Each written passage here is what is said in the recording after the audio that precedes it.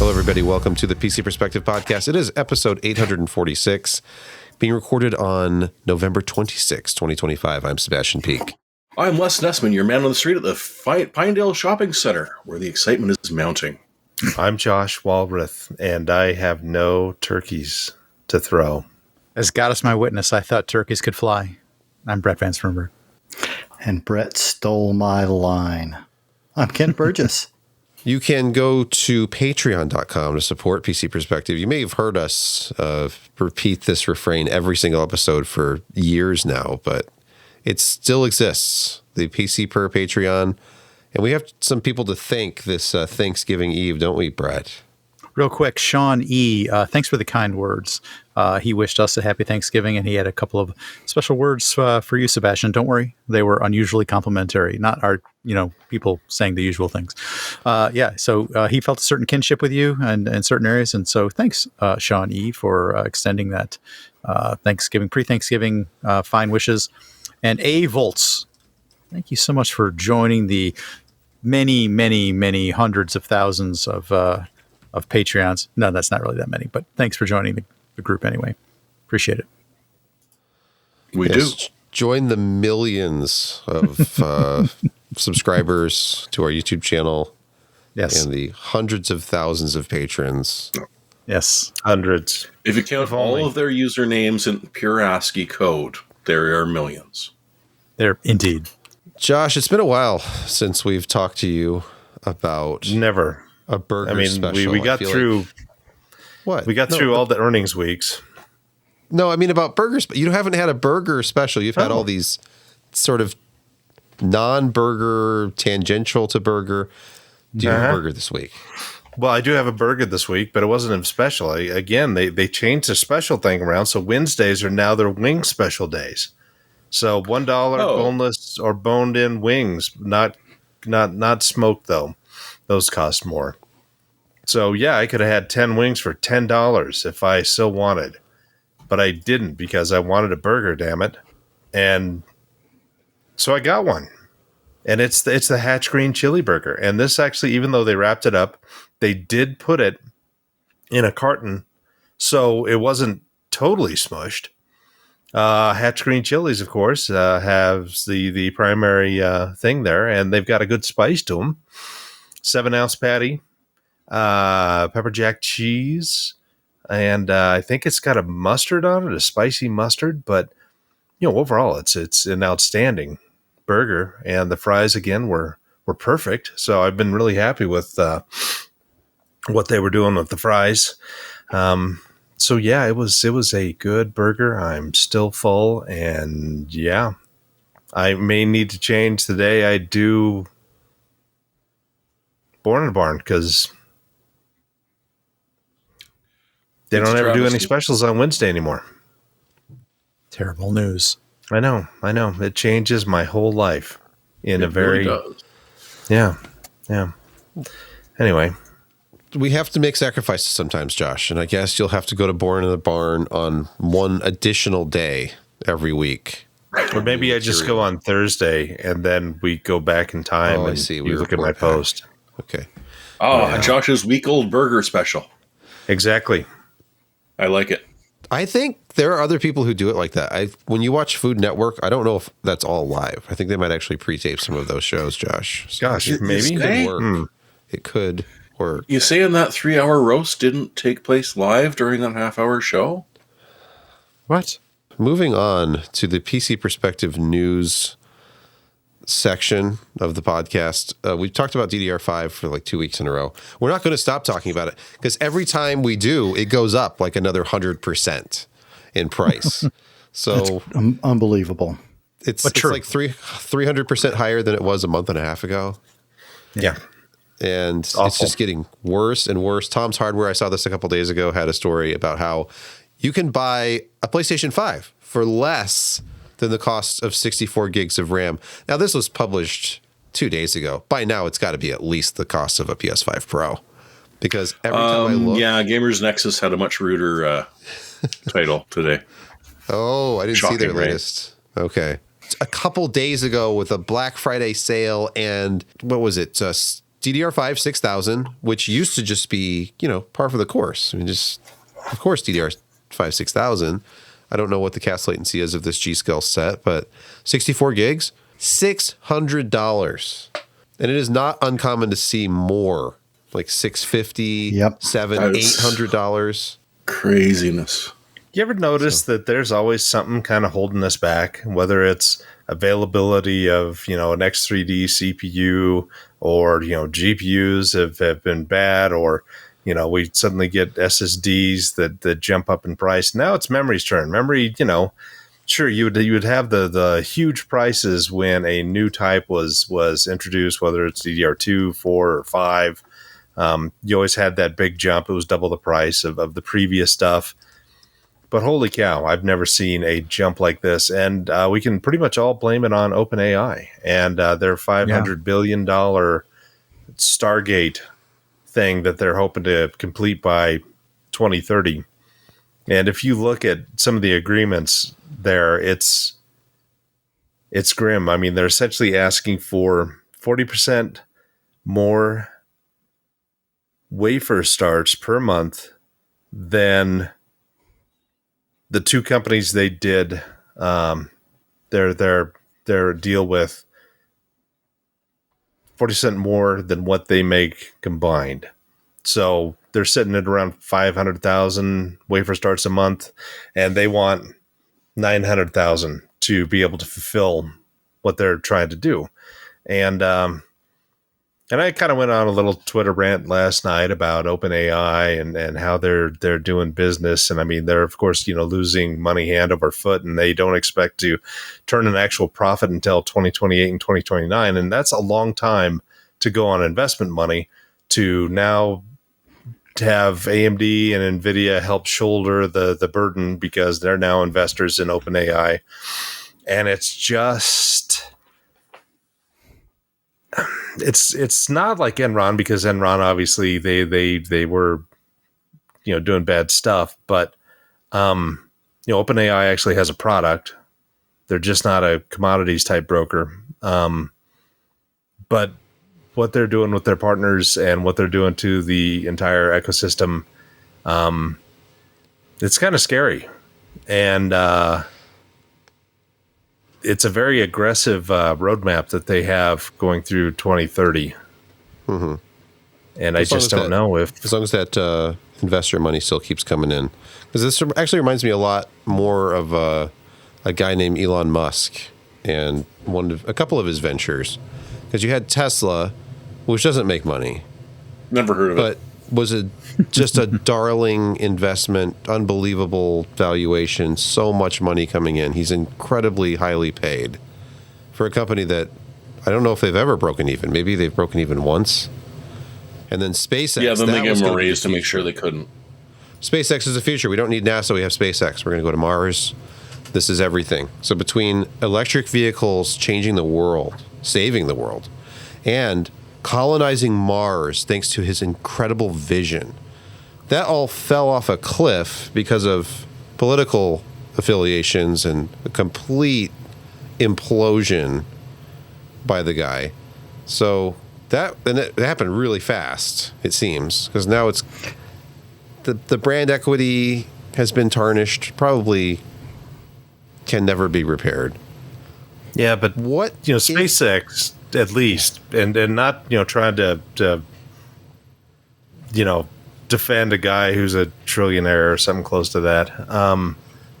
SpaceX at least has revolutionized low Earth orbit and heavy lift stuff. So I'd take them off the block. He's the one big success, but you're right about Tesla. It's never, it's worth far more than it's actually ever kind of produced. So, yeah. But yeah, it's... Yeah. And then... the risk of going further into the weeds, it's the reputation... The rumor is that SpaceX had an entire level of middle management to keep him occupied.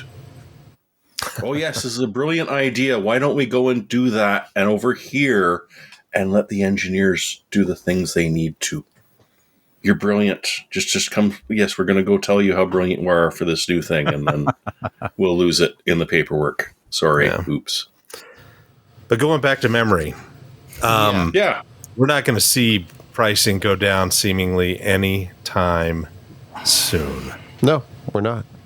And there was a glut. The next decade? And, at some point during this increase in memory prices for the standard PC, what point do they get as expensive as Apple memory?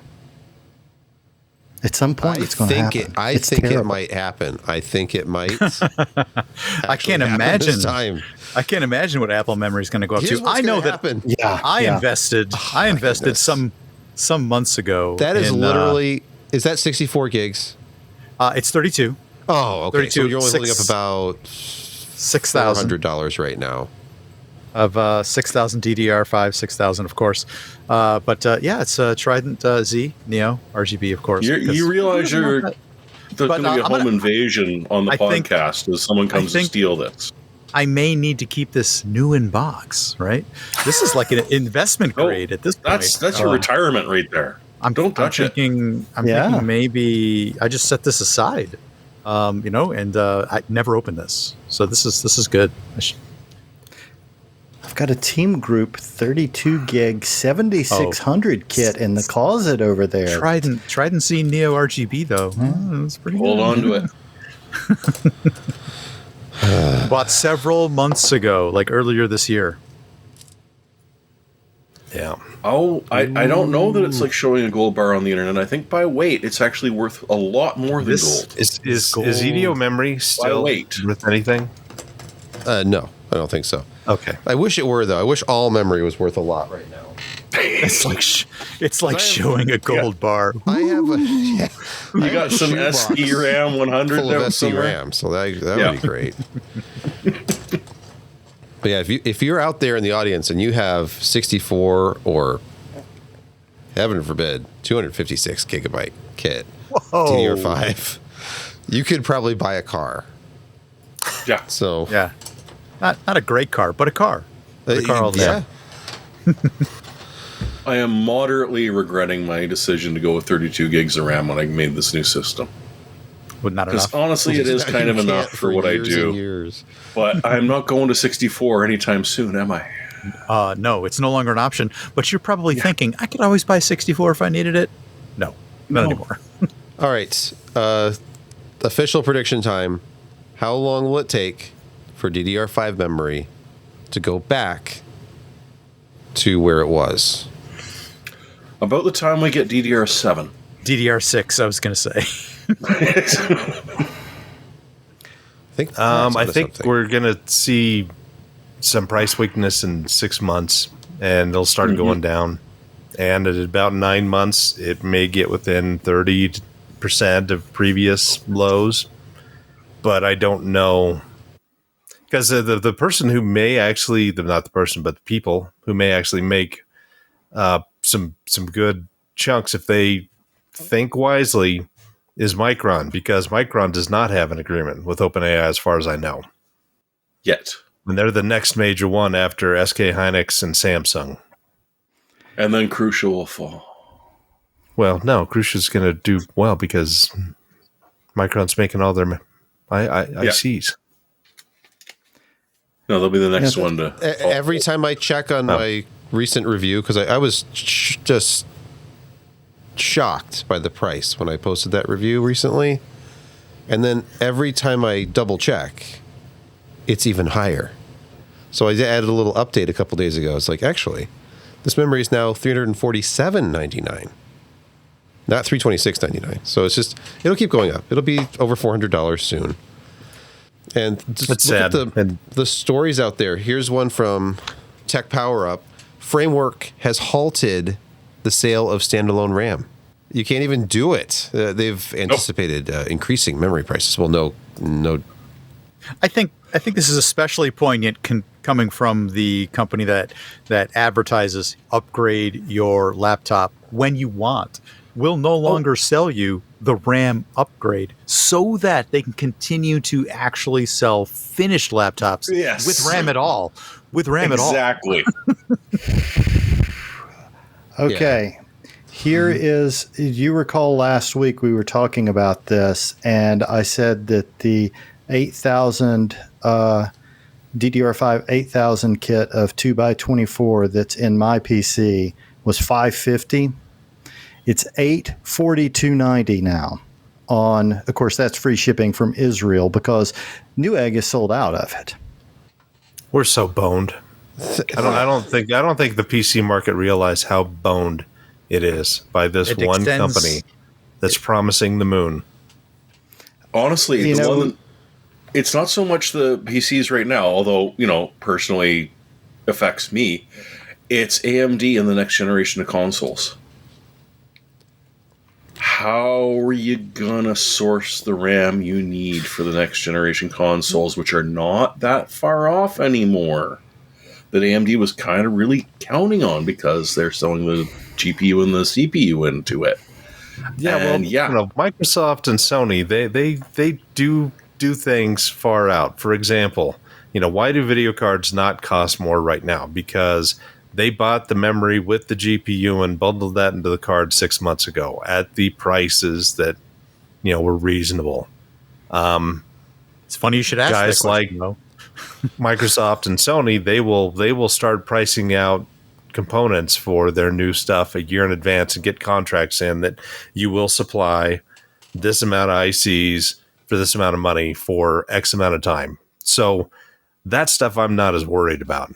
But 6 months from now, we're going to see the steady rise from Black Friday till when it probably hits its peak in the spring, with GPU prices going up and up and up and up because Josh, conjecture no more. Rumor confirmed. Yeah, the report I think we talked about last week that the Radeon GPU prices should be going up about 10%. That's apparently been confirmed. This is a story at videocards.com. Taiwanese media confirms earlier reports about an impending price hike. So it's not like GPUs are not going to be affected by this. Right now, it's just standalone RAM as people build out their data centers and the chips become, But it's going to spread. As in, and I think Steve made an excellent point.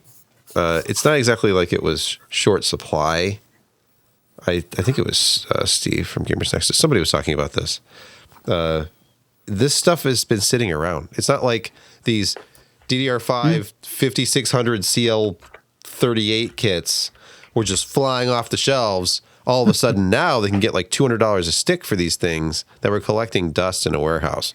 They are taking full advantage of the sudden surge to create this ridiculous pricing. And it's on existing inventory. It's not like, oh, no, we asked TSMC for more chips. We can't get it. No, you were sitting on thousands and thousands of cases of RAM from every manufacturer. And now all of a sudden, I can sell it for whatever I want. And it's all going to sell. Things are going out of stock on Newegg. When was the last time you looked at Newegg and it was like shopping for GPUs during mining? Mm-hmm. Yeah. It's unprecedented. Just when you thought MSRP was a price point, it's that was just a flash in the pan. Now, here's something interesting I saw earlier today. We're talking about obviously shortages, and TSMC is the world's biggest shorts chips.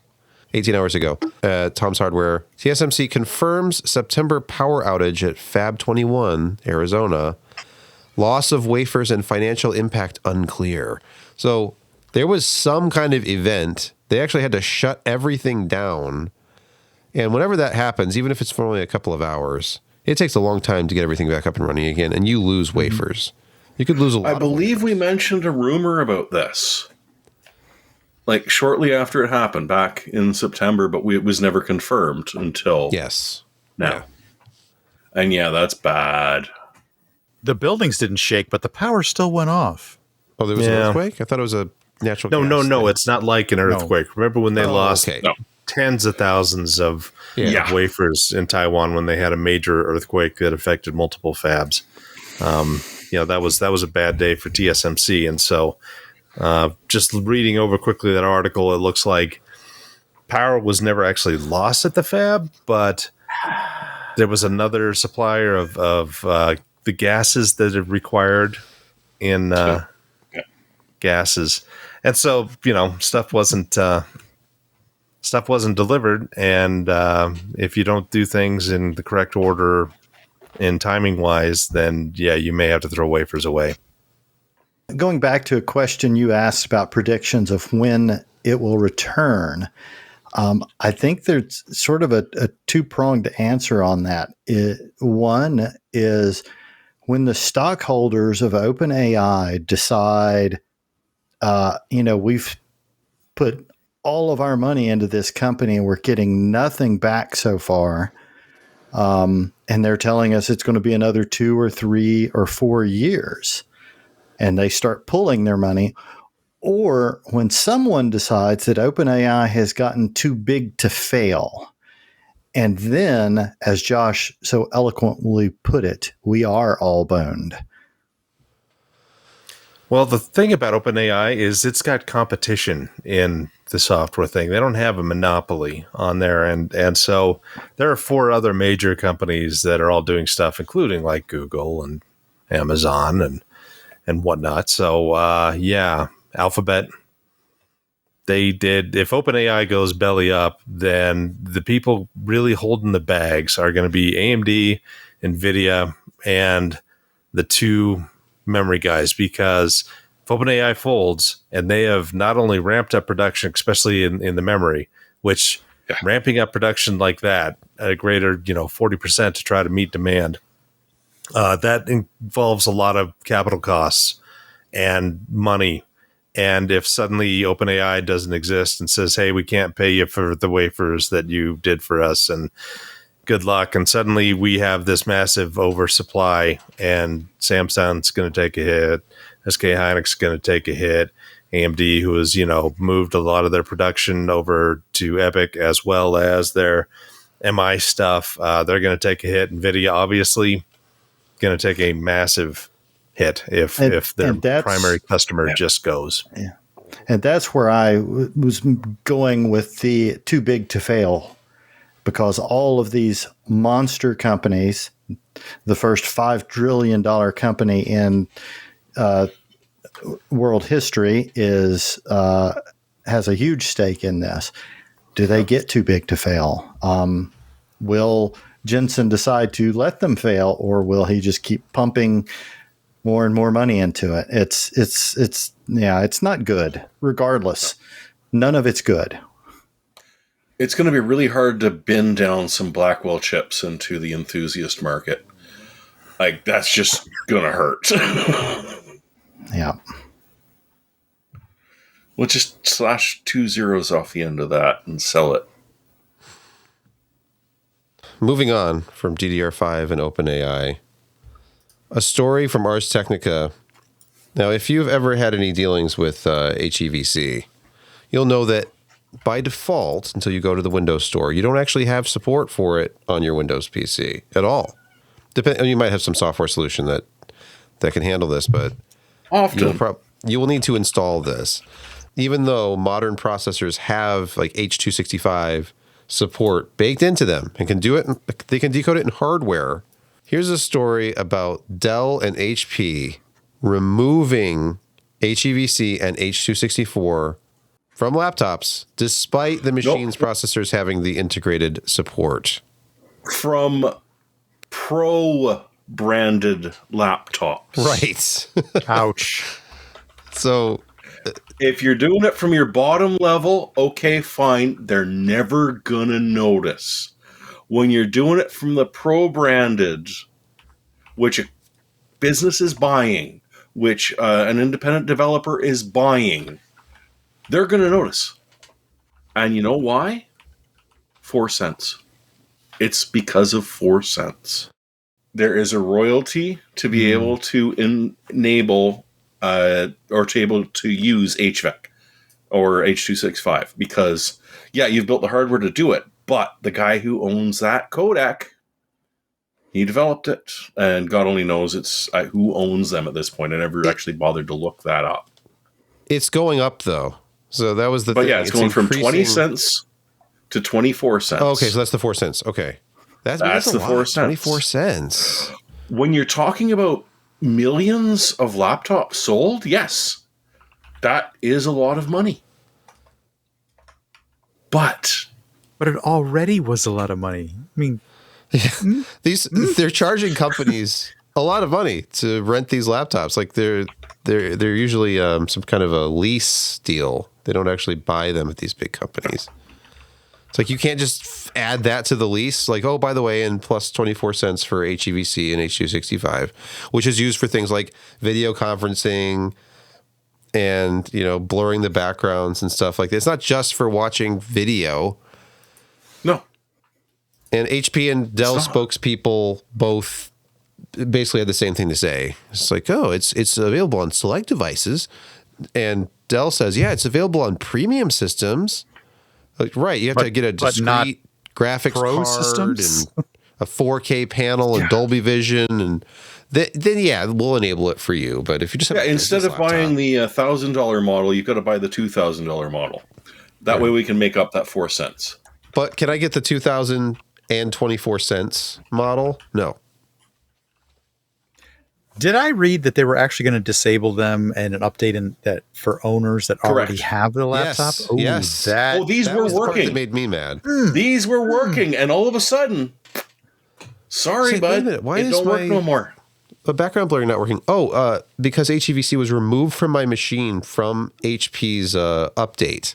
That just seems like dirty pool. Yes. Don't you think? Oh, indeed. A disturbing story as we change gears. Unpowered SSDs do indeed slowly lose data. And how many years now have we been calling hard drives spinning rust, and it's archaic hard drives. They're so slow. It's stupid. They keep your and tape is even slower. Storage. But we love it. Yes. For cold storage.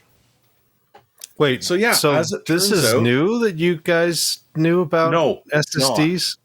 Yeah, I was going to say, because I had a backup SSD that I would power up at least once a year and browse around so that we don't get the bit rot.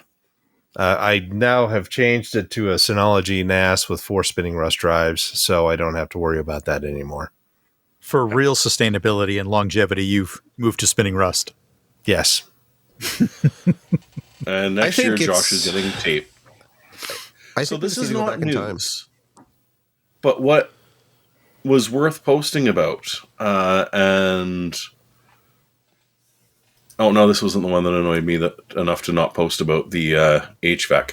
No, what was news was that a bunch of guys at XDA developers did tests to try and peg down, okay, what do you want for long-term storage? Not flash memory. But how exactly does it go? So with consumer grade, which is TLC and QLC, TLC is about a year unpowered before it forgets whether it was a 1 or a 0 or maybe it was a 3. It's not sure anymore. You get the bit rot, you start to lose. Older QLC drives, same thing. The newer ones are a little bit more robust. So you've got 2, maybe 3 if you don't power that thing on before all of a sudden stuff starts to go. Enterprise is a little bit better. MLC, hey, remember when we had to use MLC and SLC and we all hated it because it was so... Wait, that wasn't really that slow, was it? It's just slow in comparison. It was fine. So MLC is 5 and SLC pretty much up to a decade before you start having to worry about losing it. But this is the thing, is don't consider NAND a long-term storage solution. First off, you're paying too much for your long-term storage solution. Spinning rust doesn't care unless you store it in really, really improper conditions. And tape, well, tape is tape. It's great. Yeah, it's a pain to recover stuff from, but it lasts forever. So there you go. That's the long and the short of it, is that someone actually sat down and did a bunch of testing and gave us times.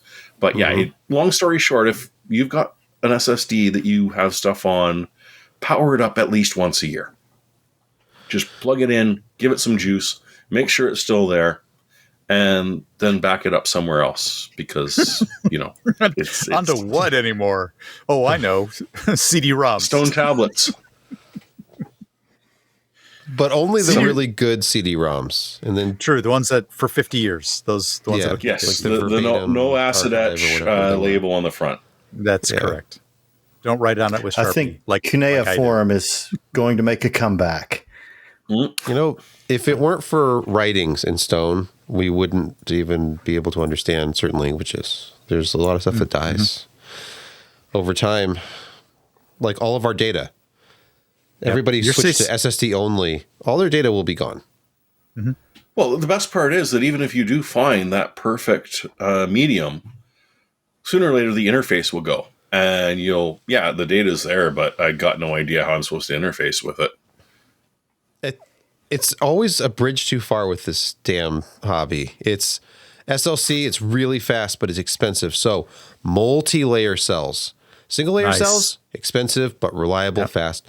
Multi-layer cells, multi-level cells, 2 different values being stored within one cell. It's crazy, but it works. No. But price comes down. Triple layer cell. Ooh, 3 drive that price values down. suspended in one cell. We're so smart. Then we went up to quad. QLC is just the standard. Almost everything else QLC below a certain price level, and there's some TLC stuff. Where's the MLC? Where's the MLC? And there were SLC versions of the X25M, the enterprise grade. This was just the mere consumer MLC stuff, and it was not as good. Now we have fake SLC caching, which is actually on QLC NAND. Ooh. It's just, it seems questionable. Yeah, it's all discipline. At least we're not. When you start seeing an interface like IDE or Parallel start going away, you've got to migrate your data to that new fangled SATA. And as we're moving to M.2, we need to do things like iSCSI and get something that'll run from that. Yeah, it's just, you got to be disciplined with how you handle your data if you want it to last. You're spoiling what I brought. So what you're saying, show and tell. I'm going to put that away. Yeah. Oh, okay. What you were saying is that I was right to make fun of this export. Yes, because nobody ever used it. Ever. AMD's dominance in the CPU world might be coming to an end, Josh. Because get excited.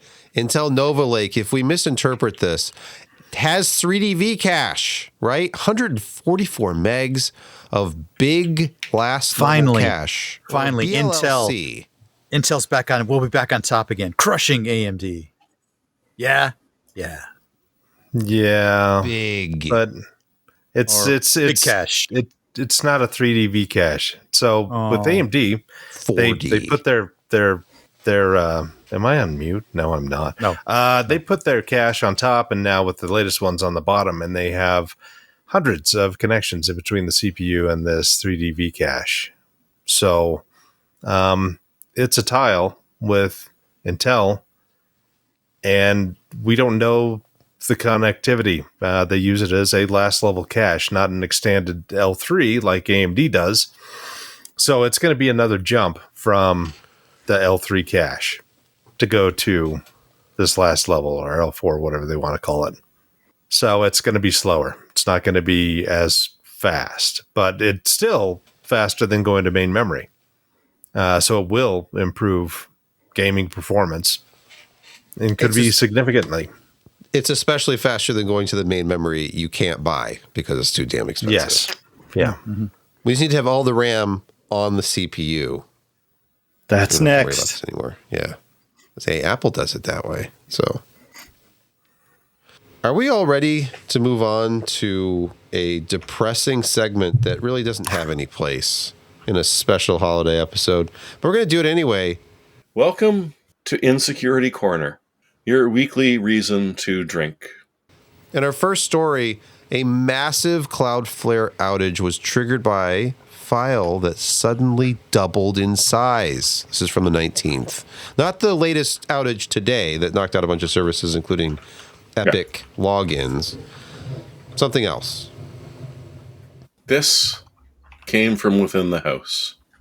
It did. It was not an attack. At first they thought it was. We're being attacked. We're being attacked. And help, I'm being oppressed. Now, I originally wrote this into the show notes as Cloudflare says to Amazon, hold my beer. But unfortunately, we have 2 of those stories this week. There is, and I titled them appropriately. So basically, this is Cloudflare doing Amazon took out half the internet. What are we going to do in response? Okay, well, we've got the other half.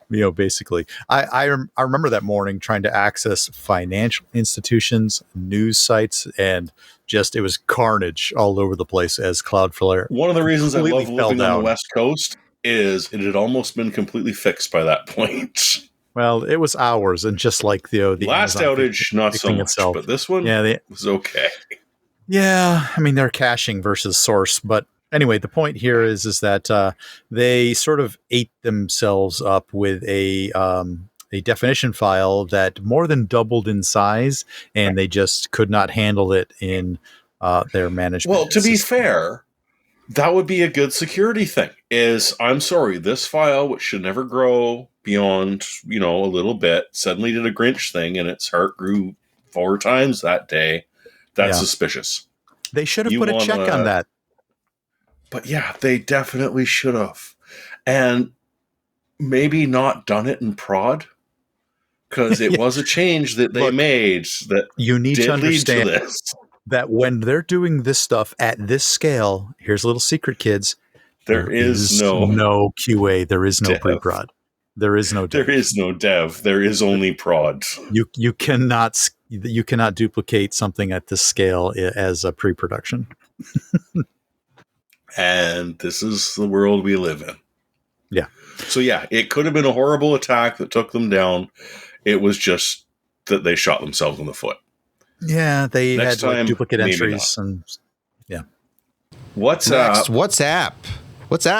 skipped a very basic security step. I mean, it's very reasonable for any legitimate user to query 7,000 times every second over the course of 2 days. So that's 3.5 million queries, plus or minus. I mean, it's billion. Without ever blocking. Billion. Billion, yeah. 3.5 billion requests over the course of 2 days from a single IP address. Uh-huh. It's just normal to allow that. You would never block that sort of traffic because it's not suspicious. Normal. There is no simplistic heuristic that could ever detect anything like that. Nothing. No, you're just a prolific poster. Yes. You were just posting over and over and over and over again. Never, ever be detected by any simplistic means. Never. Nothing. Nothing. To be expected. Yeah, well, WhatsApp apparently doesn't care.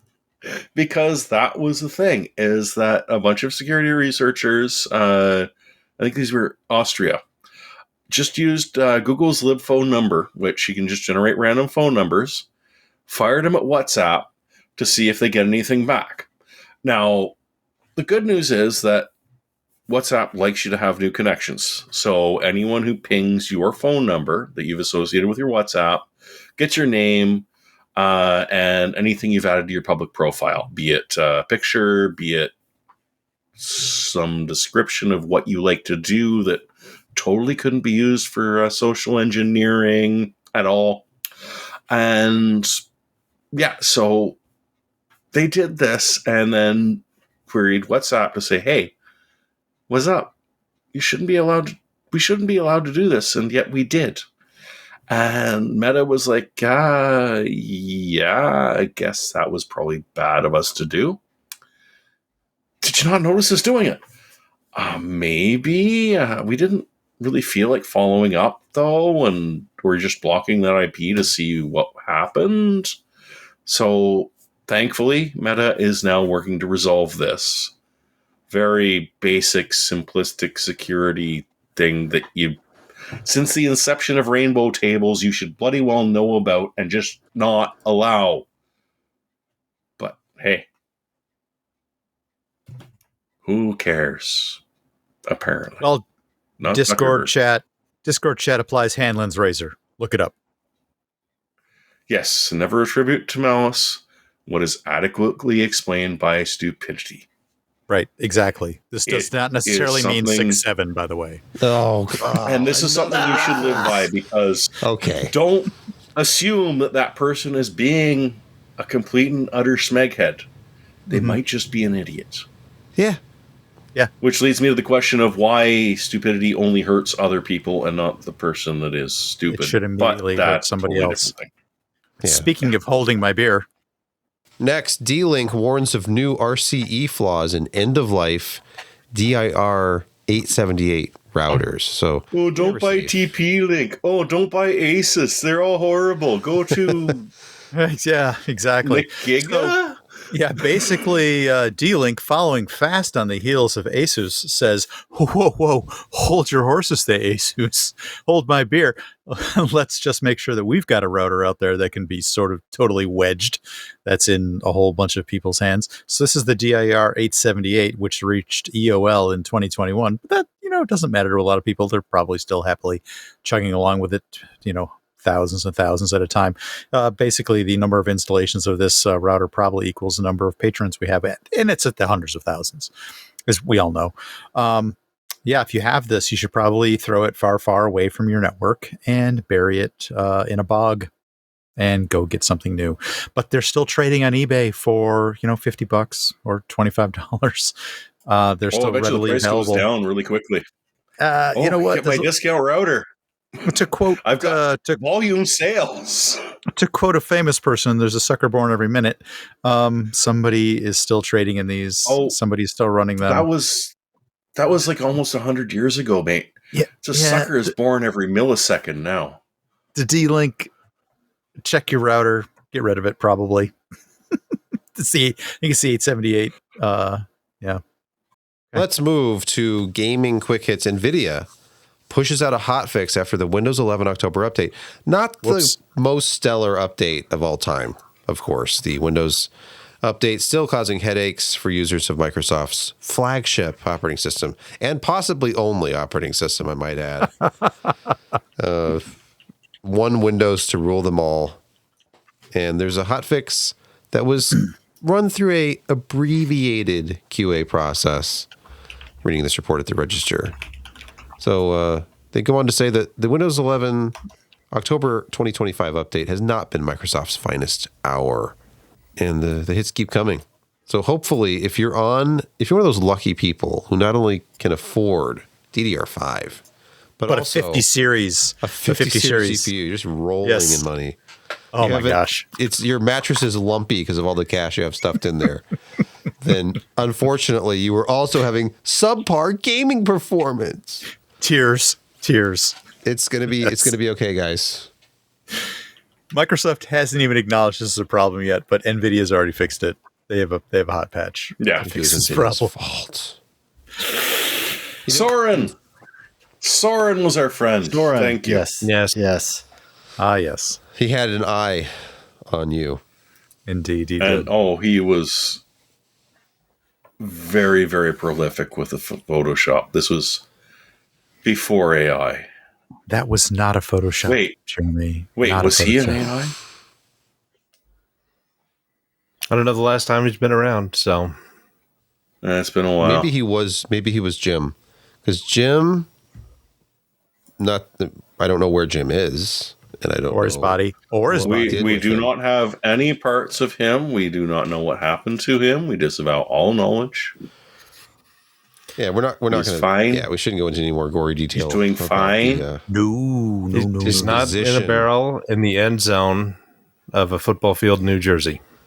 Mm-hmm. I was surprised how well that acid didn't work, though. Just saying. And PCPer has not entered any chili eating contests in quite some time. I mean, I saw it on Breaking Bad. I thought it would work. Now, this next story is going to circle all the way back around to the first story that opened up the news segment quite a while ago. And that is the rising cost of memory, because Valve has confirmed that the Steam machine, the Gabe Cube, the thing that's going to save us all. The Gabe Cube. It's not subsidized, Inexpensive? like consoles. So current PC market pricing might come into play here, and that might mean a very expensive little cube with a very lower mid-range type GPU and not very much VRAM. And what does it all mean? I mean, a system that uses DDR4, right? I hope so. A system That'd be great. that uses DDR4. Is it too late for them to go back and redesign it to use? It would actually probably be cheaper for everyone, and right? Even help with volume if they did. Yeah. Here's the elite version. We made like 12,000 of them, but we're not making any more. They're just for influencers. They're just going to go on all the influencers out there. The one you can buy, DDR4. That's different. Yeah. Heck, DDR3. Forget about DDR4. Well, 16 gig DIMMs are just, I mean, they're not dense enough for a lot of these big server things. So there's still probably going to be plenty available. Josh, Cube got room. Cube got room. You could put big chips in there. Big chips in there. No, you could. You could double side it, single chip or a single DIMM, and that would actually probably drive the cost down a fair amount. Exactly. You don't need the small chips. But you know what you do need? Picks of the week. Josh, you want to get us started on this trip down memory lane?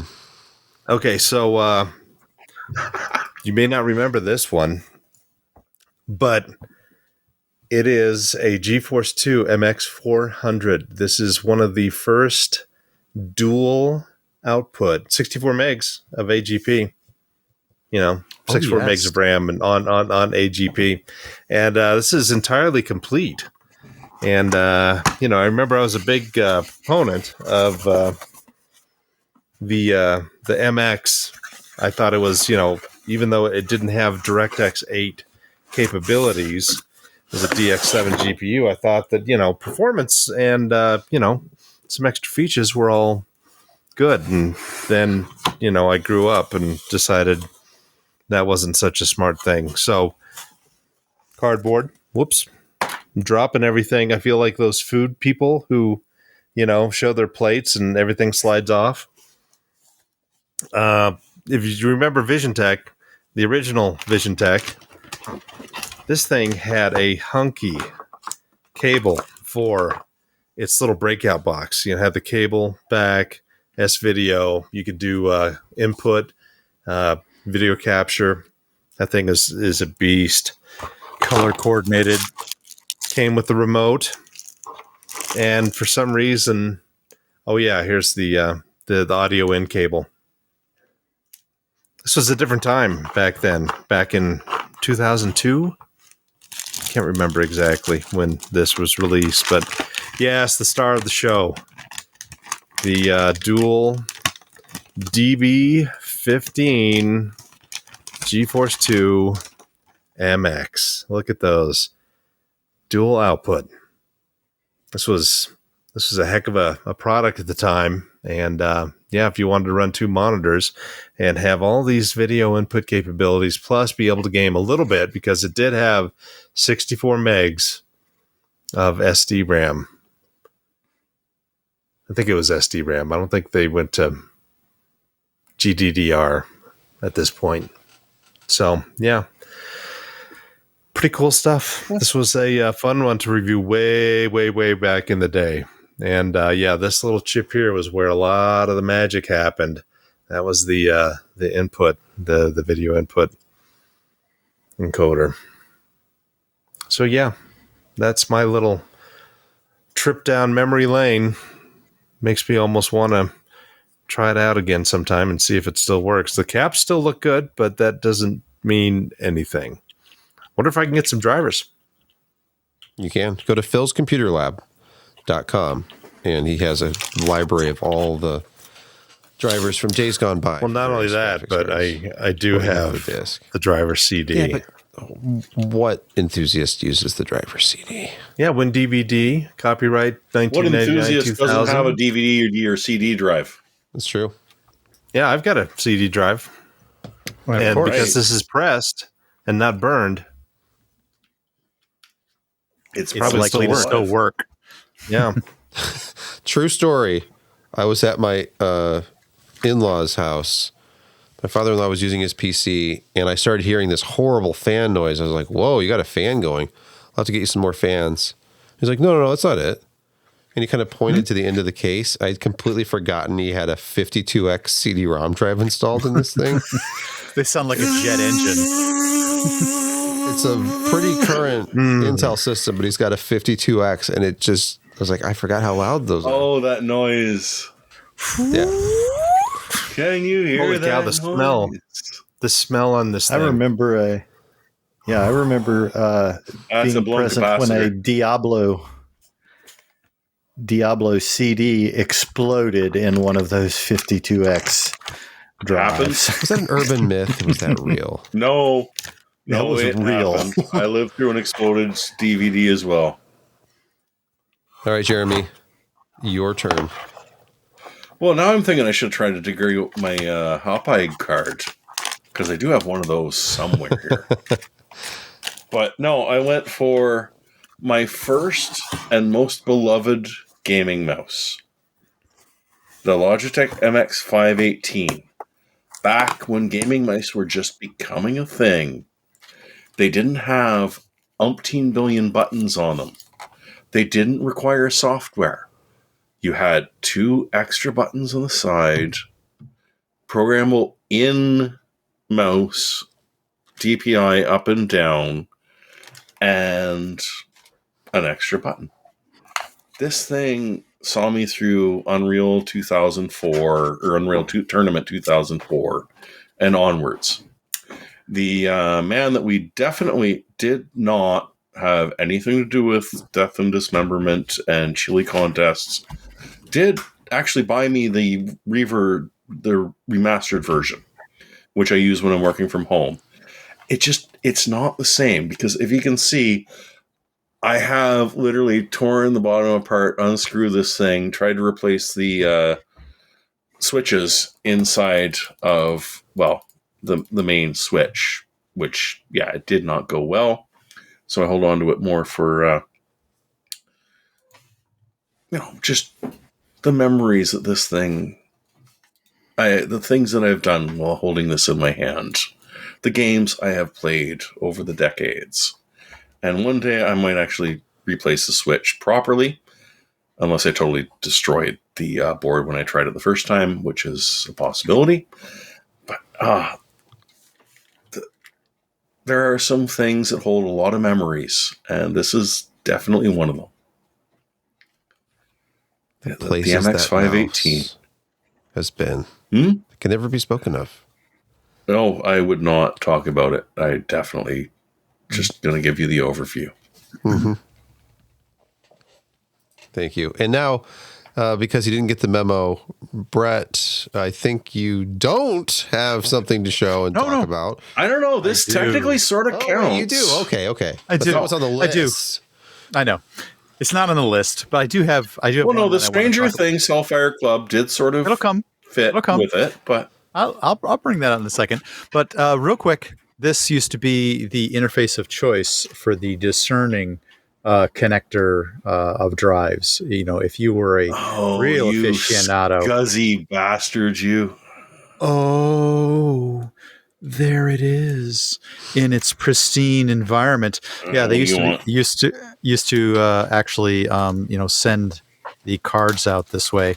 I don't even think this has ever been out of the package. I mean, I've had these before, so this isn't the only one that I've ever had, but this is still sealed in its original. Oh, don't open it. Never been out. Back when real men knew how to use a 30-pin ribbon cable and 25-pin single-ended SCSI. And we weren't scared of Terminators? We were never, ever scared of termination. Okay? This was not your mother's onboard drive. No, I rescued interface. Data. This is not Ultra SCSI. This is Sebastian. SCSI. This also, is Ultra SCSI. Also with there's a 50 pin. Oh, don't make me pull down my SCSI card. Also with you had the 2930. This is the single-ended 2903B. This is just the 20. 930. Still sealed. So I have still sealed. I mean, of course. Of course. I haven't used it yet. Still sealed. Okay. It's just an OEM pack. Now, okay. For tonight's pick, I did have this. I did also have this. Just pick this up. It's fun because Stranger Things Season 5 is just coming out. So I have some friends coming over. Maybe we introduce them to a little bit of a D&D-esque type escapade. In theory, people could actually be watching that instead of us. Sort of. That's actually probably on right now. This is probably going to be fun for folks who aren't like real into D&D, but might want to just sample it as, hey, I'd kind of always wanted to try that. Maybe this is a fun way to do that. And they might be into Stranger Things, so you can sort of get them involved in the D&D-esque gaming sphere and kind of bring them in with this. This game, it's all inclusive, allows you to play the characters that are playing characters as if they were on the show. It should be a fun time. I'll let you know how it goes when I have some friends over. Well, it's a fun for the DM because it's TPK. It'll be fun. Yeah, it should be fun. Oh, yeah, your first encounter is Demogorgon. You're going to do great. But don't forget, Scuzzy all the way. Only the original OGs have Scuzzy cards within reach. That is true. I killed the only Scuzzy card I ended up with. I have several of them still. Out of sheer bitterness, it let me down a few times. Oh, it was awful configuration. Awful. Unless you did it all the time and could remember all the stupid little pen and... But right here. My God, all the time. String together the most ridiculous things. All the time. Exactly. We used to say that you could do anything you wanted with Scuzzy as long as you wave something dead over your head. Oh, you and 50. Remember the Terminators. I don't have quite the vintage assortment of hardware that you guys do. I got into it a little bit later, and I used to either, hand me down or sell all my used stuff. But I do have my first high-end desktop motherboard and CPU. This is an X99S with an Intel 5820K in it. This was my very first motherboard that I built a full closed loop, custom loop water cooling system in. Dual SLI 980s, I think, or possibly 780s. I don't recall. In this system, but yeah, this was sort of what I felt like was my first real. I'd built several systems before, but this was when I felt like I'd arrived when I built a high-end desktop Intel system and did a full custom loop in it. And man, how the tides have changed now. But since our hobby will be dead soon, and OpenAI will destroy everything, I thought many of our viewers might be interested in, maybe a new hobby. So for those who are interested in looking elsewhere instead of paying thousands and thousands of dollars for RAM, you could also take up pen and paper role playing with the Pathfinder beginner box set. That's right. Wizards of the Coast is not involved. You bloody lunatic. So, well, Pathfinder is... hey, it's fun, but my God. It's anything goes. It's not Wizards of the Coast, which I just object to on principle. Absolutely. That's why I did. So, we just call that WotC now, by the way. We just call it WotC. Yeah. So, this is just a beginner set for those that might be interested in learning about pen and paper role playing. It's $45. So, you know what? It's less than a stick of RAM. Keep your eye on. But so is a hospital visit. Humble Bundle often puts a bunch of the physical Pathfinder stuff on sale for $3,000 worth of RPG stuff for $100. And I will admit that at least it's simpler than GURPS. Oh, GURPS. Oh. Yeah, but Pathfinder is approaching that, but it's not quite that bad. I tried to play the original Twilight 2000, which is crazy. Oh, collect your brass. I still exactly. I still have the box sets here somewhere.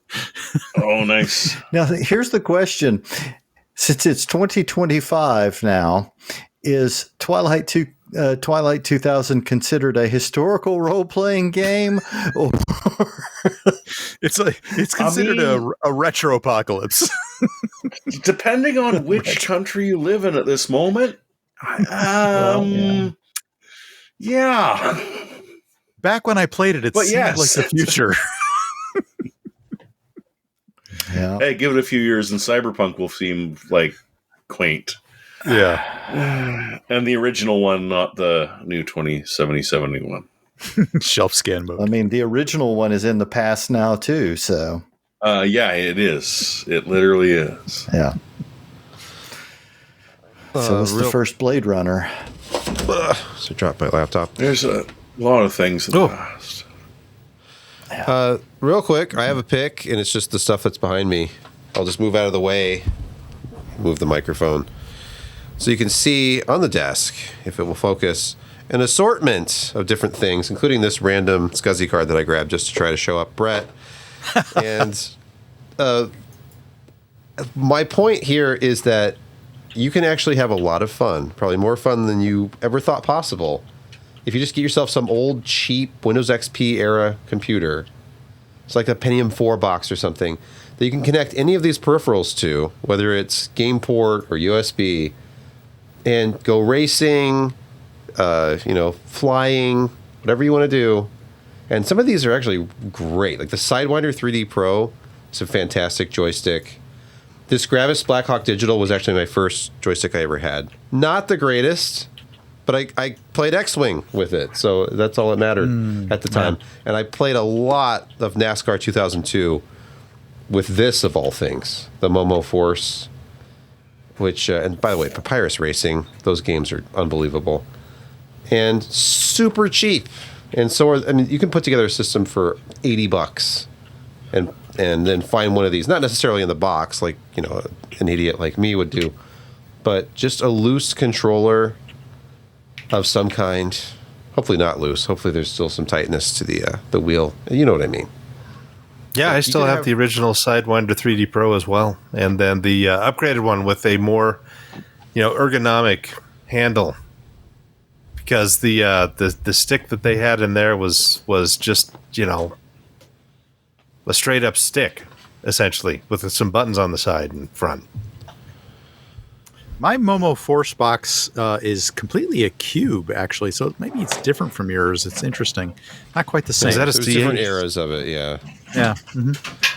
I even have some, like this is, I think this was being used with an old Amiga that I got. It was just one of the peripherals I got with it. This is a it looks like F15E Talon. Who made that? That was for playing F15E Strike Eagle, I bet. Yeah. I bet that was what it was for. Was that CH? Who is that? Come on, tell me. Suncom. Suncom. F15E Talon, I was right. F15E Strike Eagle, that's exactly what it was for. Yeah. Suction cups. You know a cheap joystick when it's got suction cups on the bottom. This one actually has some weight to it, though. Yeah, I've got the original game port Sidewinder, and then the upgraded USB one, and then the Sidewinder 2 force feedback. That's in the basement still. And then the two Cyborg sticks. The one that I have used recently with before I got a second whatchamacallit, e-brake. I used that thing, which I'll grab real quick. Jeremy, I've got two of those. I know exactly the one. I've got Extreme 3D Pro. Yeah, I have two. This thing served me for so long. Don't drop the RAM. It's the twist action on it was great. I don't know if you can hear it.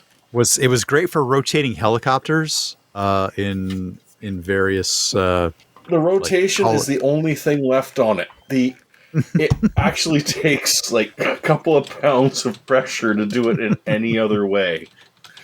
And I looked it up, and there are some people that actually repair these bloody things.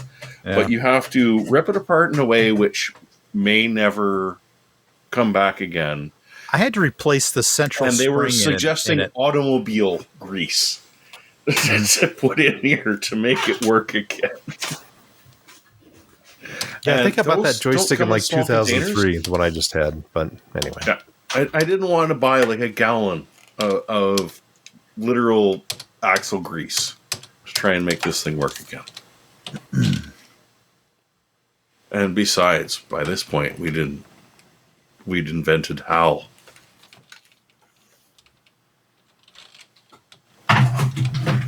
Sebastian's just going to he's just firing versus TIE Fighter and ignore us the rest of the game or the podcast. It's not connected back there after all. I thought I saw it move. Actually, I thought I saw the screen move slightly. Yeah, it's just moving on its own. Game port is not plug and play. You need to have plugged that in. I would have had to load something. Thought I had it all configured, but let's end the podcast. Yes. Bye-bye. It's been a show, and it had to end sometime, and that time is now at 11:25 p.m. as we record this on the East Coast.